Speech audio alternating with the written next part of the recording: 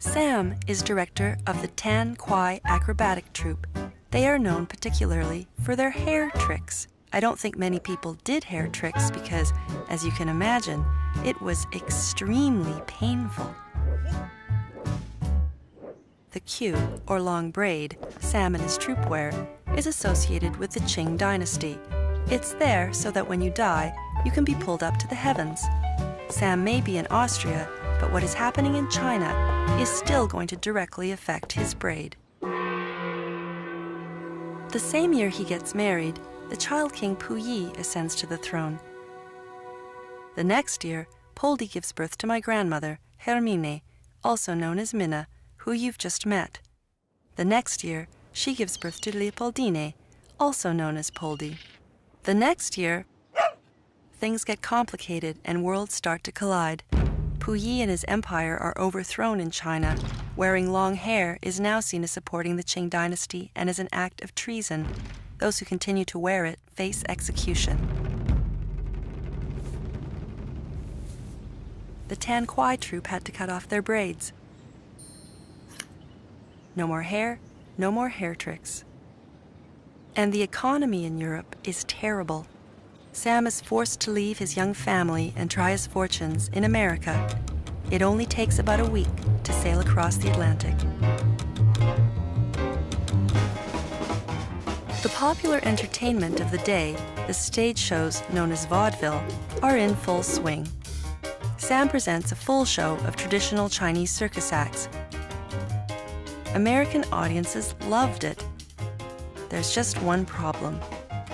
The booking agent mistakes the Tan Kwai troupe for a famous vaudeville crooner, Eva Tan Gay. Sam changes their name to the Imperial Pekingese troupe. Unfortunately, they are booked as a dog act. Sam changes their name to his own. At least, that's what I read.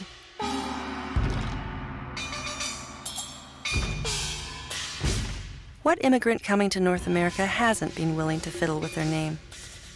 And I guess that's an old show business tradition, too. The Magical Life of Long Tack Sam, that's a personal film about your family, very colorful family history that took you kind of across the globe to find these stories. And it's about cultural history, is also about personal history, is also about race and identity. Mm-hmm. These are all very large subject matter to cover. So, and you did it in such a whimsical and interesting way. And can you tell us a little bit about that journey and how you come across this story and why you think that, you know, why you do this story? Yes. This is interesting because I have a film in this festival called Window Horses, which is an animated film. But that started when I was in an artist residency in Germany 20 years ago. While I was in Germany, my grandfather died. This is Long Tack Sam's daughter, Mina's husband. And some artifacts were found, some 16 millimeter rolls of film that nobody could look at because they didn't have a projector. I was the only person who had a projector. And there I saw these images of my grandmother and her sister and, you know, her father and mother, just home movies around the world. And I thought, oh my goodness, this is fantastic. These need to be preserved. And also I got this book, which was, I guess my great-grandmother had kept a scrapbook of all the reviews that had happened in the early 30s in Berlin about the troupe. And because I'd learned German, I could read some of it, right? And I saw that they were all talking about race, right? And about how they didn't like the fact that these girls were mixed race, right? So this is like 1933 in Berlin. And I thought that this was interesting, right? But I still didn't want to make a film. And so I was stuck with this footage and this responsibility. And when I moved back to Canada, the National Film Board approached me, and they were having an initiative for sort of especially stories by people of color, which, you know, and they said, is there anything you would like to do? And I was newly back. I had no money, I had no job, I had no future. And I said, well, I've got this footage, you know, it might be interesting for me to explore the story of my great-grandfather, but I really knew very little about his life. I had one picture of him. He was wearing a fedora. He was dressed completely Western. I knew he did some magic tricks. I thought they were Western magic tricks. I had no idea where he came from, what his life was like, and how big it was. So it was a huge, huge... Surprising that your grandfather or nobody in the family talked about him? Well, you know, it's just the thing with bourgeois ascendancy, right? Like my grandmother, who my grandfather had stalked backstage because she was this beautiful, famous showgirl, right? When she married into his family, a family of Hong Kong doctors, they didn't exactly approve, right? So her life was as his wife, right? I didn't know anything about her really before that. She didn't talk about it that much. We were very close, right? Yeah. But besides knowing that she had been a magician's assistant, that didn't come with any images except Western ones for me. It was 5 years to make the film, and most of that was because I couldn't get funding, right? And also, but the 5 years was good because I got little bits and little bits and little bits of material over that time. It was incremental, and I got more ideas over that time. It took me 2 years to edit it and write it, to try and find the balance, to try and find how to tell the story, right? Which, because this wasn't a commissioned film, I didn't have a deadline, it could just take as long as it took. How I started to structure the film originally, you know, I made a graphic novel about this afterwards. I was asked to, and it's very clear in the novel, is I started with timelines. I just got one of these junior encyclopedias of everything that happens in the world every year, right? Mm-hmm. And in sports, in music, and in politics, in, you know, any kind of human endeavor, just one of these things like for middle school, right? And I made these 3 or 4 lines for what happened every year, and then the little bits and pieces of Long Tak Sam, it was just like an investigation, right? Mm-hmm. The little pieces of Long Tak Sam that I knew about dates, which were very few and far between, I looked at what was happening around the world, and I would make guesses about where he would go based on what was going on. And this was before the internet, where if I had to go to a library, I had to go to the library, right? And so I went around the world going to different library archives, right? To find a piece of paper here, a piece of paper there. And I was usually right? Like I was making up the story, just thinking, well, you know, there was, you know, what happened when there was the, you know, what happened when Puyi was deposed, right? What happened when there was the communist revolution? What happened when this was happening in Europe, right? And so I thought, like, what could a person do? And I have to say, honestly, because since then, I finished this film 13 years ago, every year people keep on giving me more information that I was not completely right with all of my guesses, but I think I tell a convincing story. Yes. Yeah. Yes. I want to ask you something quite personal too. And I've read it that in your, while you were studying animation, you encountered this car accident. And while you were, you know, have this car accident, you really cannot move. And you decided, I'm still going to go back to school. My life is not going to stop. And then during that time, you were still creative, and you decided, I am going to create an animation. And you created stick figures, right? And that then later is what become of one of the key characters as in a lot of your animation. Can you tell us a little bit about that experience, because you were a student at that time. And Right. Yeah. Well, I mean, it doesn't have anything to do with this, except that Yes. Stick Girl does narrate the graphic novel, right? Yes. So she's my voice in the graphic novel. But yeah, when I was in animation, I was in my second year, and I was hit and run over by a couple of cars, and I was pretty much incapacitated. And people wanted me to drop out of school. They wanted me to go sit on a beach and recover, you know, so that I'd walk again. And I was just so stubborn, right? I had given up so much, and I'd worked so hard to be able to go back to school as a mature student. You know, I was 24. But it was, all I wanted to do was, you know, learn how to animate, learn how to make films. And I just thought, if I have to leave school, if I have to stop what I'm doing, I'm just going to be depressed, right? Mm-hmm. And I just came up with this little stick figure because I had no strength, and she really represented all the strength I had in my body, right? And I did this little film about my life. It took 90 seconds, but it was, so we've made lots of films together.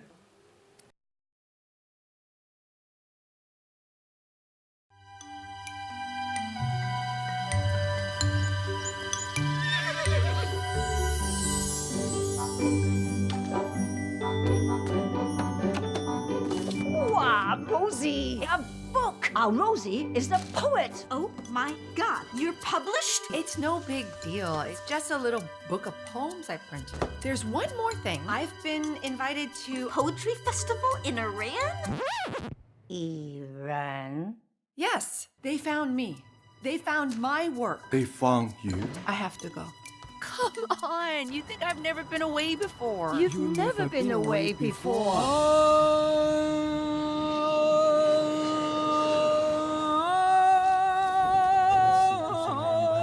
Reason for visit. I'm a poet.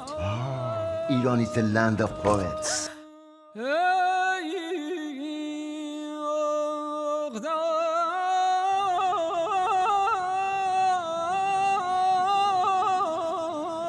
Our next performer this morning is Rosie Ming. Salam. My father was Persian. He must be very proud of you. So, your father is Persian? My father abandoned me when I was 7. But you are looking for his story, yes? So, you will find it everywhere. Ask your question. I've got my question. Open the book and choose a poem.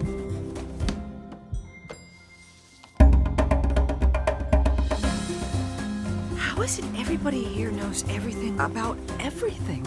The more you learn about others, the more you deepen your understanding of yourself. This is the journey we are all on.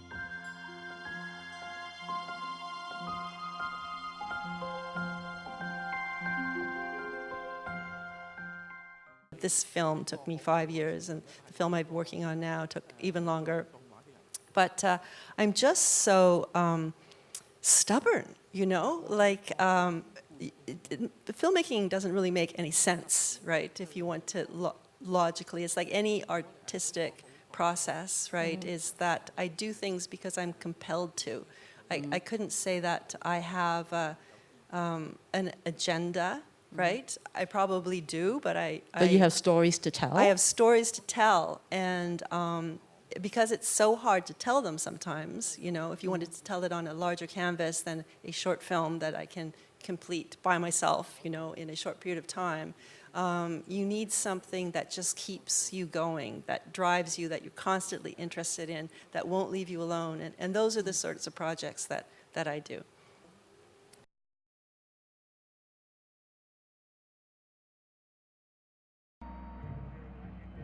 It is 1961 and I am 11 years old. Adolf Eichmann is on trial in Israel. And in our rec room, 100 dead is a catastrophe. 1 million dead, a statistic. I had always known that my parents were survivors of the Holocaust, but until today, its relationship to me had remained invisible. Suddenly, I am injected with the white heat rush of a new reality. The Holocaust is a drug, and I've entered an opium den, being given my first taste for free, innocently, by everyone here. I have only just glimpsed its power, scanning the trail of needle marks on the left forearm of each person in the room. This is where my addiction takes hold. I will discover there is no end to the dealers I can find for just one more hit, one more hallucinatory entry into the world of ghosts. Will we never get any rest?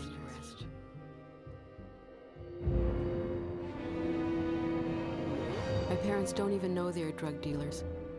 What is she talking about? How could they possibly imagine the kind of high age gives? The way it makes me want to dive into its endless depths. Sending me out of my home, alone, to the cinema, to the library, where I can see every movie and read every book that deals the Holocaust. But don't get me wrong. There were minutes, days, months when my addiction subsided, and I had no need to see the man for another dose. But the craving is there. I'm forever tied to it. And I even learned to trade on it. Ow! Don't do that. My parents were in Auschwitz. My parents were in Auschwitz. My parents were in Auschwitz. I mean, it's an animated doc, right? Yeah. And it's this is a commissioned film.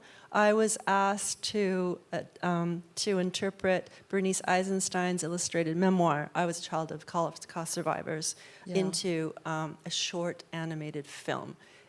It was very challenging. For The Magical Life of Long Tak Sam, where I had to adapt it into a graphic novel, this was going the other way. So it's a very different, medium, obviously. So it started with a text, and then from the text you have to find a so way it's to, a novel that I squeezed into 7 minutes. Yeah, I think it's a little longer. The book, which is very moving, and also, it's very funny too, right? Like how to do that when you're taking someone, like a culture that you're not part of, right? And sort of the seminal Jewish experience of the 20th century. Like how do you do that, right? And so it was this took me 3 years to make this film. It's like a 15-minute film. And the center of the book was her mother was part of Steven Spielberg's Shoah project, right? And so the middle of the book is this transcript of her mother, and it's so powerful, and I thought that was going to be the center of the film as well. And I actually got the footage from the Shoah project. And I watched it, and I said to Bernice, I hope you don't mind me saying this, but it was completely unengaging and unconvincing. It did not sound like a personal story. It sounded like a compilation of everybody's stories, because there's no way it could be one person's story. It was shot terribly. Your mother's presentation was uninteresting, and I can't use it. And she said, I feel exactly, that's how I felt when I saw it, right? Like here I thought it was going to be, because here it is, somebody's testimony, a Holocaust survivor, right? And I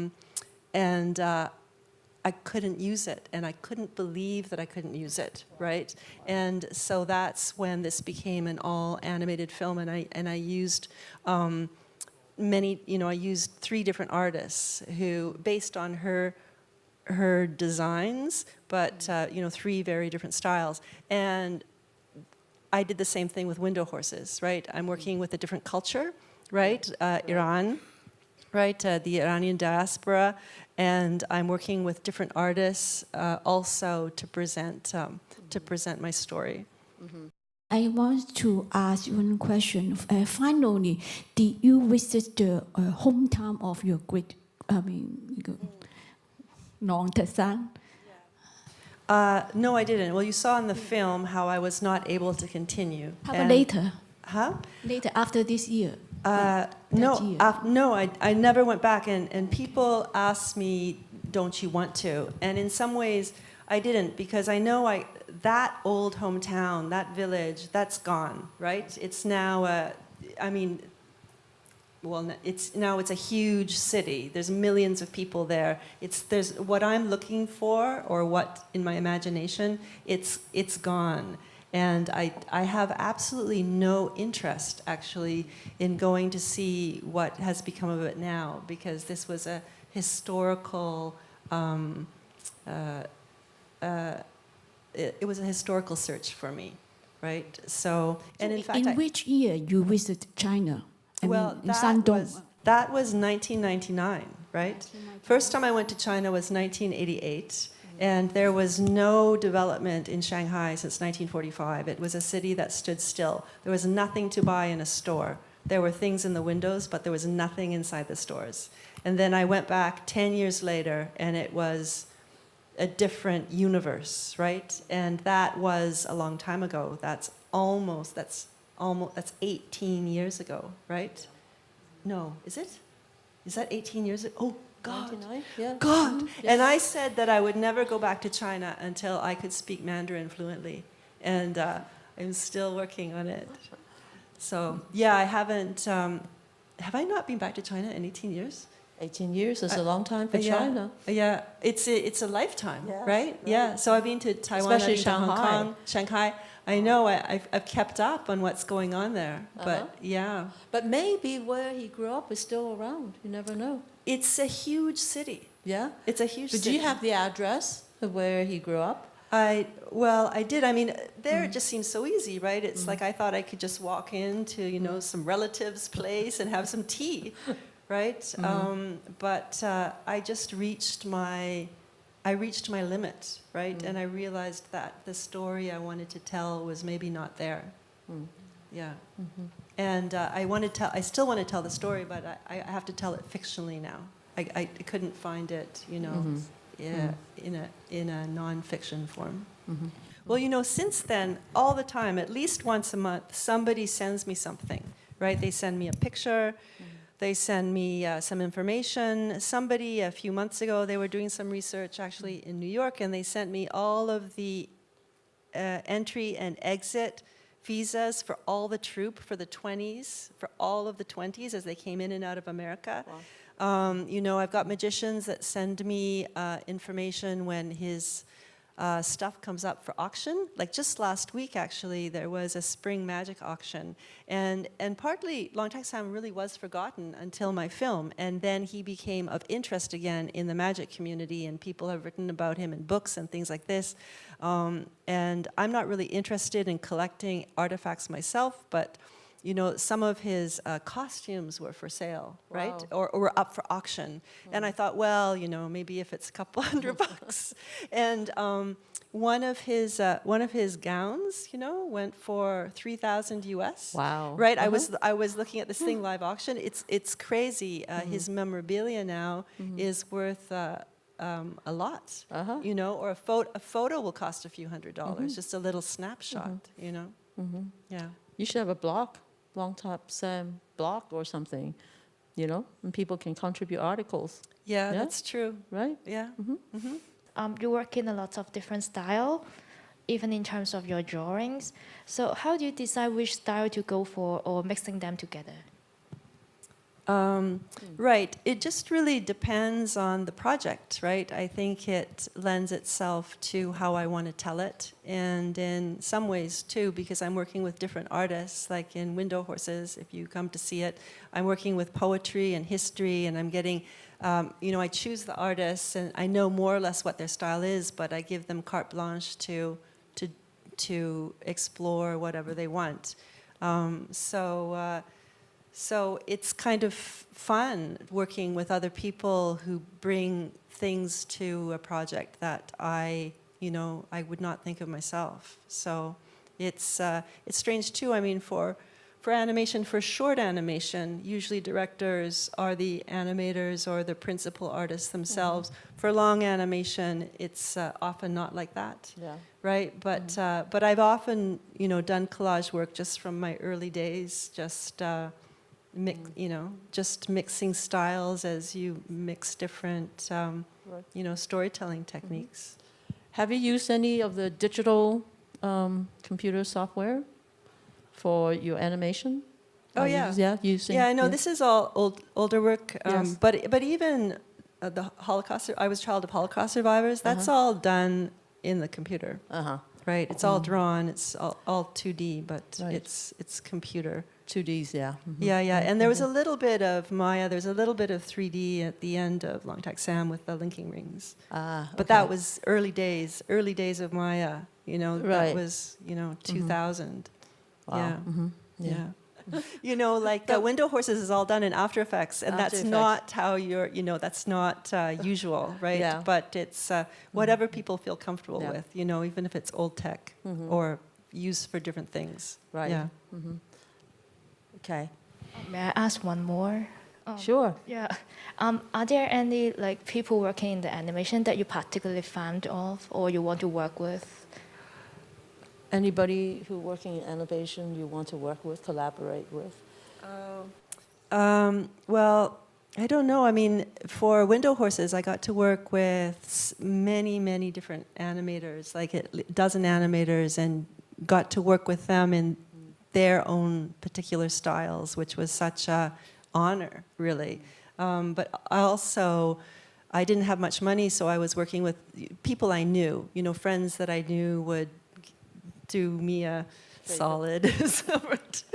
So it would, if I had to reach out to work with somebody, it's interesting to do an actual collaboration with someone. I mean, Kevin Langdale is a person that I've worked with many times, and we do have a collaborative working experience, right? But I'm the person in charge. So I don't know. I mean, it's like other directors, really, for the most part. There's so many people I'd love to work with, but because we do the same thing, we can't work with each other. We can, we can talk and we can watch each other's. So there's so many great animators that I really admire, right? But especially in Canada, right? Yeah. Yeah, but I have had the pleasure to work with a bunch. Yeah. I have a question. It's about, you mentioned that with the film that we saw and the one that is in the film festival, you're working with films that is about another culture. So your approach is probably you have to do a lot of research, right? Especially in Window Horses, there are so many different characters, different poets in that piece. Yeah. So how much time do you spend in that? And is there a time when you say, oh, okay, maybe I'm doing too much research? Or is there a time when you say, okay, I just have enough research? Well, I don't know if you can do enough research. I guess you just stop because you're exhausted or you just have to get on with things. But I really do approach Window Horses and all my work like documentaries, like even my fiction stuff, even my genre stuff. I made kind of a very black comedy horror film called The French Guy, but that was also came out of it was also a representation of a real life experience, right? And so I think that authenticity is very important, right? And with Window Horses, I mean, I'm an observer, right? And it starts, my stories all come from real life. They all come from, as I said, the stories of myself, my family, the people that I care about, the people who I know. And with my interviewing techniques, even I was pretty cheeky with Grandpa, but I think it's a real honor that you're allowed to interview somebody and that they will give something to you, right? And that you're the person with the power. They're not involved with how they're going to be presented. And I feel that you do have to respect them. It may not even be the most interesting ways to make a film or to make your point, but I have a real strong border about where I will go and how far I will push people and what because I feel that it is a collaboration, right? So I'm not. I'm not a journalist, right? And I like I said, I don't. I just put myself in their place and how would I want to be presented, right? And so that's the cultures of Iran and of, you know, like the Shoah, right? It's not so different from the cultures of magic and acrobatics, you know, and history, because also those are closed societies, right? And you have to, they don't open up to you unless you do your work. You have to come knowing that you respect that world and that you come open, but you come prepared. Yeah. Yeah, right. Okay. We have one last question. Yeah? The documentary, like the film Long Tak Sang, is about your family history, and how do your family see like the end products? Like, what reaction, or like, I'm curious about like how they feel about the end products. Well, the magical life of Long Tak Sang was pretty amazing for my family, because my family was very fractured. They're all over the world. They don't really talk to each other. There's a lot of, you know, bad feelings that have been passed down from generation to generation. It was very hard for me to go to my family for those interviews, and people didn't want to talk to me.